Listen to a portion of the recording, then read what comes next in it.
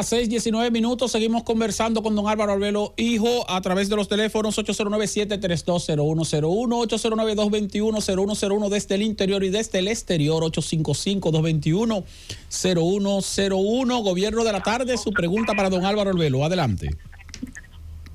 Buenas tardes, don Álvaro. El actor y director famoso Mel Gibson, en su película Apocalipto, demuestra que los aztecas fueron los primeros exterminadores de los pequeños pueblos indígenas. A tal grado un concepto. Ahí le entregaron a él, el director, el autor, ¿verdad? Todas esas cosas, muy bien. Ahora, Mel Gibson es uno de los mejores actores de los últimos 20 años. Incluso ha participado en teatro.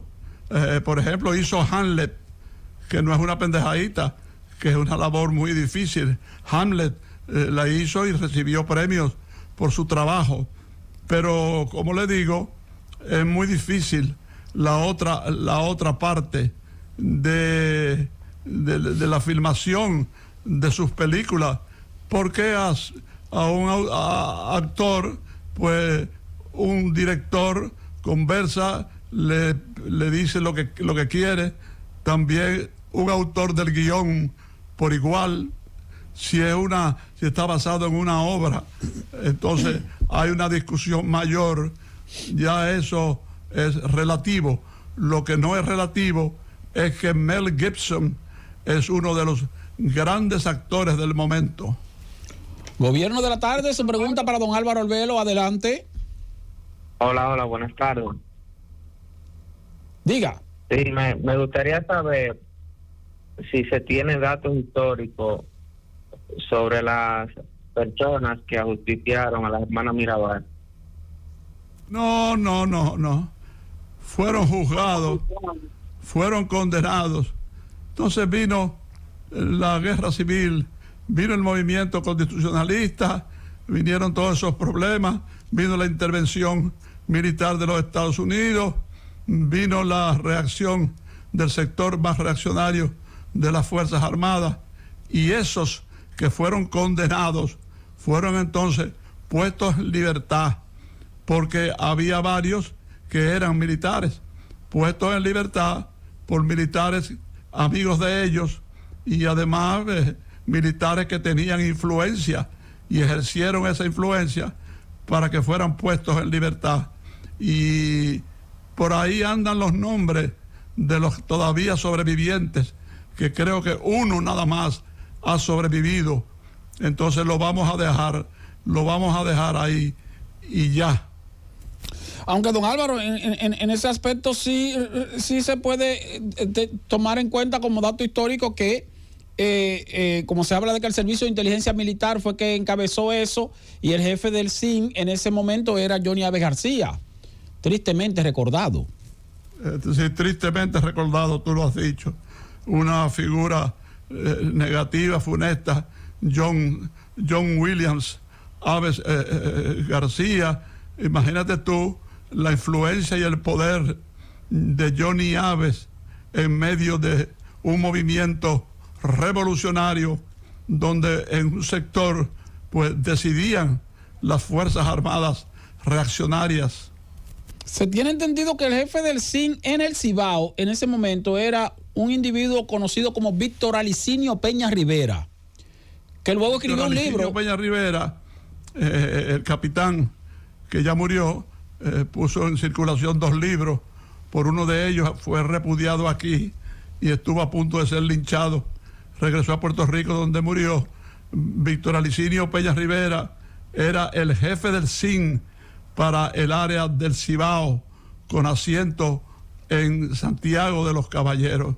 Víctor Alicinio Peña Rivera, sí señor, capitán, jefe del SIN para el Cibao, a raíz del asesinato de las Mirabal. Inclusive Johnny Aves ni siquiera se encontraba en el país. Eso no lo exonera de absolutamente nada, es un dato. Gobierno de la tarde, su pregunta para don Álvaro Arbelo. Adelante. Buena. La pregunta mía es para hacerle a don Álvaro, que le merece una opinión que dijo señor Vargas una vez, que no había pobre honrado. Yo quiero saber si eso es verdad. Yo soy pobre, soy serio. Yo no conozco esa expresión. Si la hubo, la desconozco, y además no creo que un hombre como ese iba a hablar de esa naturaleza, iba a hablar de esa forma, porque con eso se involucraba él en los peores actos de la vida nacional. Gobierno de la tarde, su pregunta para don Álvaro Albelo. Sí, buenas tardes desde Montecristi, don Álvaro. Es, en su opinión, a propósito de conmemorarse el 179 aniversario de nuestra independencia, si fue o es considerado por usted una separación, y si la guerra de la restauración fue la verdadera guerra de independencia de la República. Separación, porque todavía no podía haber una república, un país dominado por otro país de la misma zona y dominado por un imperio, de manera que lo del 27 de febrero de 1844, ese movimiento encabezado por Sánchez y Mella, por los estímulos de Duarte, que se encontraba en el exilio y regresaría el 15 de marzo, yo debo decir que para mí fue una separación, ¿verdad? Y el movimiento de 1861 fue una reacción patriótica contra la traición de Pedro Santana. Pero ya en la década de los años 60, sobre todo en 1865, sí se produce la derrota del imperio español, ya es un imperio que no domina, y la derrota de los ocupantes haitianos, y ahí nace la República Dominicana con el cerebro y el brazo del general Gregorio Luperón. Gobierno de la tarde, su pregunta para don Álvaro Albelo. Sí, yo quisiera saber, le habla Carlos aquí de los Alcarrizos, ¿por qué Duarte tuvo que terminar de esa forma tan funesta? Bueno, las persecuciones de Santana, porque no solo deportó a él, también deportó a los demás y fusiló a otros. Fusiló a María Trinidad Sánchez un 27 de febrero de 1845, en el primer año de la separación, ¿verdad? Y además de eso, a los hermanos Puello, por ejemplo, a Antonio Duvergé, por pura envidia. Duvergé, el héroe de las batallas del sur. De manera que son muchas las cosas que habría que atribuirle a este canalla que en 1861 vendió la patria. Ahora, te dice específicamente el trato a Juan Pablo Duarte, fue también a toda la familia, porque a seguidas a Pedro Santana ordenó la repatriación, el exilio para la familia de Duarte, sabiendo que, por ejemplo, la madre estaba muy enferma de tuberculosis y murió de tuberculosis y murió de hambre, como murieron algunos de sus hijos, de manera que ese hombre no tenía piedad. Don Álvaro, y tomar en cuenta la grandeza de Duarte en el sentido de que la independencia, bueno, la separación de 1844, posteriormente la ocupación de España y el proceso de restauración, se da prácticamente 20 años después y Juan Pablo Duarte regresó para ser coherente y también luchar contra la ocupación española al cabo de 20 años después de haberse logrado la creación de la República. 20 años después de haber sido sacado del país, de haber sido expulsado por Santana, 20 años después, pero ya no podía luchar. Primero porque casi nadie lo conocía. Recuerda que era una época donde estaban los libros, las revistas, la televisión, la radio, nada de eso existía, ¿verdad? Entonces él regresa casi como un desconocido, su obra desconocida, y trata entonces de integrarse, pero no lo logra, porque los pocos adversarios que vieron en él a una figura de competencia, lo desplazaron y lo obligaron a marchar de nuevo al exilio, aunque se habla de que fue embajador en varios países. Falso de toda falsedad, simple y llanamente volvió al exilio a morir. Gobierno de la tarde, su pregunta para don Álvaro Albelo. Sí, buenas tardes. Sí, don Álvaro, ¿por qué si la Biblia es una sola? Si la Biblia dice que no debe adorarse imágenes, ¿por qué la gente adora imágenes? Biblia no una sola, ¿en qué sentido? Eso es lo primero que usted debe definir. En un sentido de libro, imposible. Es el libro más reproducido, el libro más leído de la historia. Entonces, lo que hay en la Biblia, les recomiendo que coja y deje, ¿verdad?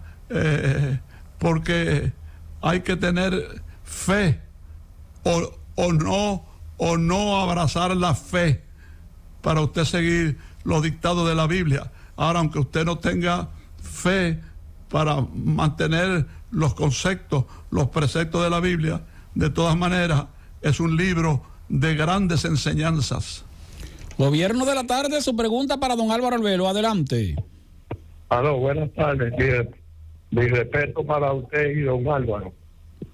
Quería hacer una pregunta al científico don Álvaro Albelo para ver si fue cierto que hubo en el 1965 un acta institucional que se hizo un acuerdo para que se parara la guerra y que a los militares constitucionalistas en esa reunión. Los militares constitucionalistas, la mayoría de ellos, ya habían don salido. Álvaro, le hace referencia a si Camaño fue enviado agregado militar en Londres, después se radicaliza, se lleva de malos colaboradores y se va a Cuba, pero ya para esa fecha ya todas esas cosas estaban definidas. El vicealmirante Manuel Ramón Montesarache, ministro de las Fuerzas Armadas en el gobierno del presidente Camaño, ¿verdad? Estaba ya en Bélgica de agregado militar. O sea, ya la situación de esos jefes militares camañistas, vamos a llamarle, estaba ya definida. sí, aunque sí hay que tomar en cuenta que ciertamente se estableció un acuerdo, don Álvaro, en septiembre de 1965, cuando ya entonces se le pasa, Héctor García Godoy sucede a Camaño como presidente y convoca entonces a las elecciones él dice 1975, lo que él dice. Ah, bueno, si se refería a 75 ya sí, ya eso es otro tema. En 1965, el presidente provisional, el doctor Héctor García Godoy, que después va a morir joven, de 49 años, no se sabe si por un infarto o lo envenenaron en un restaurante, donde después envenenaron al dueño del restaurante y cerraron el restaurante. Juzgue usted y déjeme el cabo. Gobierno de la tarde, su pregunta para don Álvaro Albelo. Adelante. Y una pregunta, don Álvaro. Alicinio Peña Rivera y Ciriaco de la Rosa escaparon cruzando el río Sama en el ataque a la fortaleza Usama. En este momento fue que se escaparon. Ellos fueron liberados por las fuerzas militares que ocuparon el país. Ellos pertenecían a esas fuerzas militares y por eso fueron liberados. ¿Cómo? No importa.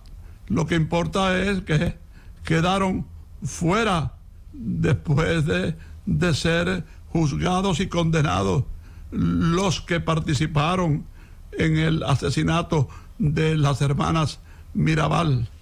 Quisiera saber cómo lograron capturar a Benito Mussolini. A Benito Mussolini, bueno, había un movimiento en su contra. Él estaba apoyado por Hitler, nada más, después de haber sido derrocado por su propia gente.